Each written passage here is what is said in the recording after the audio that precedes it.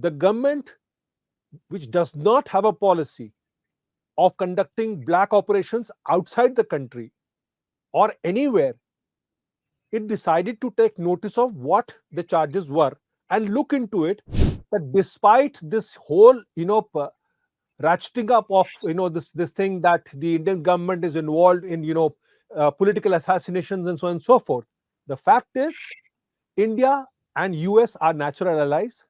They are strategic partners. They know each other very well. They can talk on every and each and everything that they want to talk about.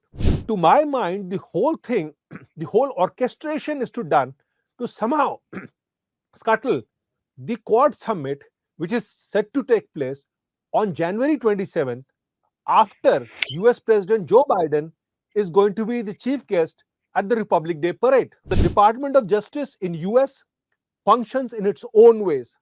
It's a legal process. There has to be a legal solution. There has to be a legal way out of it. While US has the right of preemption policy, India does not have. There is no Indian policy where you do this. So to accuse India of doing something which it has not done is, I think, it is not the right thing to do.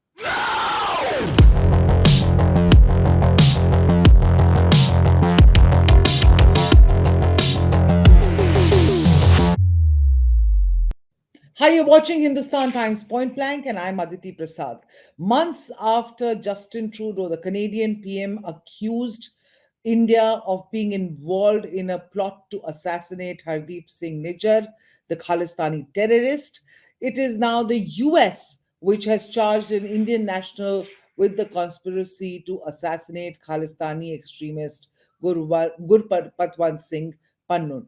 And with me is Hindustan Times executive editor Shishir Gupta. Shishir, what does this mean for relations between India and the US? India has very categorically denied any involvement and has continuously been asking for proof from Canada. Now that US has waded into this entire controversy, what gives?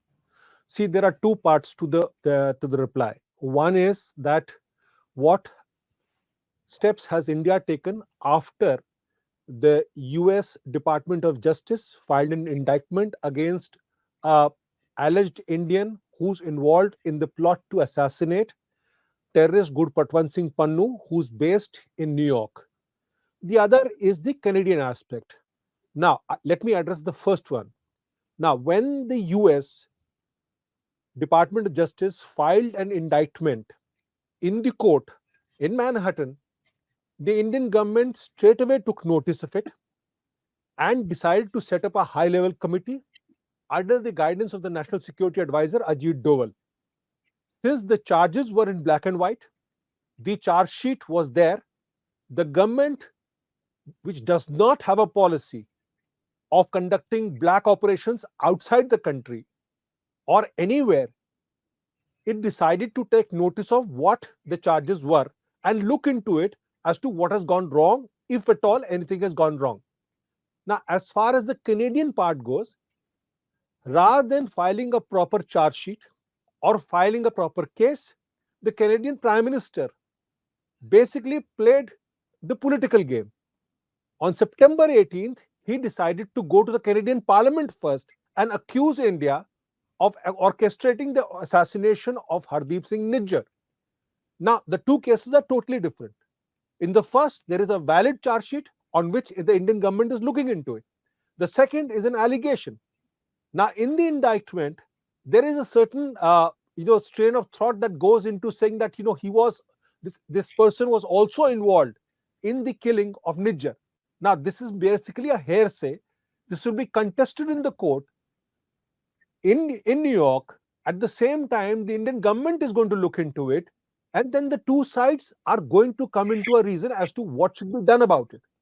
Now, when it comes to the India-US ties, let me tell you that despite this whole, ratcheting up of, this thing that the Indian government is involved in, political assassinations and so on and so forth, the fact is, India and US are natural allies. They are strategic partners. They know each other very well. They can talk on every and each and everything that they want to talk about. After this whole plot was unearthed in June. You had the US President Joe Biden coming into India for G20. Last month, you had the 2+2 dialogue. And to my mind, the whole thing, the whole orchestration is to done to somehow scuttle the Quad Summit, which is set to take place on January 27th, after US President Joe Biden is going to be the chief guest at the Republic Day parade. So the fact is that as when it comes to India-US, a committee has been set up. It will look into it. Then there is a legal process that is there. When it comes to Canada, Canada has still to send us anything that links us or links anybody to the assassination of another terrorist of Bhindranwale Tiger Force called Hardeep Singh Nijjar. Now, let me also tell you one more thing. What people miss is that last August, the FBI raided the house of the former US President Donald Trump in Florida. This year, in January, the FBI raided the house of the serving president. So the Department of Justice in US functions in its own ways. It's a legal process. There has to be a legal solution. There has to be a legal way out of it. This is Got it. nothing to do with the bilateral relations as far as the India-US ties are concerned. So you're saying that the ties, India-US ties, which were on a high or which have been continuously soaring over the past several years, will continue to soar despite this hiccup. You see, the point in this is that, let me go back to about 2 decades ago. The US, that is the CIA, had an agent in the RAW. His name was Rabinder Singh. I know that because I broke that story at that particular point of time. This is way back in 2004. Now, India raised very serious concerns, raised protest and everything. But the point is that it was done quietly. It was done at a level, mature level of between two democracies. So this case also is going to be handled by two mature allies. And to my mind, I don't think so that this is going to really hurt the Indo-US ties. You must understand that while we speak, there is already an Indo-US exercise going on in Meghalaya. Got it. So, this particular man, Nikhil Gupta, who's been charge sheeted by the Yes, US Justice Department, the charge sheet says that he was in cahoots with an Indian government employee yes, that who has been addressed as CC1 in the entire yes. charge sheet. Has the US shared proof with India about the accusations about the CC1 individual? No, to my mind, that the identity of CC1 is going to come out, and it's again going to create one more uproar. But the point is that who is Nikhil Gupta? Nikhil Gupta has been identified in the indictment as somebody who deals in narcotics, somebody who's an arms dealer, and somebody who has got a tie up or a link up or a liaison with the Drug Enforcement Agency of the US. Now, these questions are going to come up before the court as to how the two linked up together, what were the allegations, what were the evidences, what are the transcripts, and let it play out in the court. That David All Coleman right. Hadley, the man who orchestrated the 26/11 attacks, was also a DEA agent. He was also a double agent. So things, are not so black and white. These are into gray areas, and that's why the committee has been set up. Right. I mean, nothing is as it seems. When we were reading the charge sheet, one thing after another, it just seemed layers upon layers, and really everything is, as Absolutely. you pointed out, not black and white.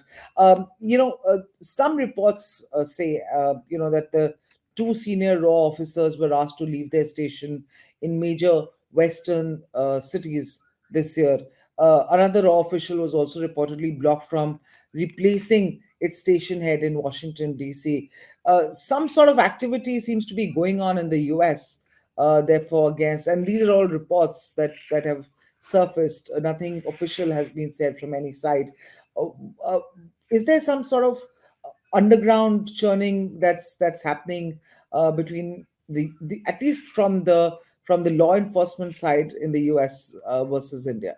Let me tell you very clearly that the time when this indictment was filed and this approach was made by the DEA, that was May 2023 and then June 2023. It was in June 2023 that the secretary of the RAW was also changed. Now, when the changes take place, the new man who comes in, and by the way, the new man who has come in is also a specialist of counter-terror operations. So the new man who comes in brings in his own people. So this is part of an more of an HR management, less of sort of uh, linking it with Nijjar killing or Patwant assassination. It is more to do with the how the very mechanics within the government takes place when the succession takes place within a particular setup. Got it. So it is an unrelated thing, which is obviously because it's happening so close to each other, people are linking them up Absolutely. and creating a mountain out of a perhaps a molehill. You know, you've talked about India-US ties and that how India-US ties are not going to be affected by this entire blow up. As far as Canada is concerned, our ties are at the worst possible thing. And you pointed out, you said that US took action, they created a legal system, and they created filed a charge sheet against this man, and are cooperating, and the Indian government is cooperating with the US in the investigations. In the case of Canada, there was merely allegations.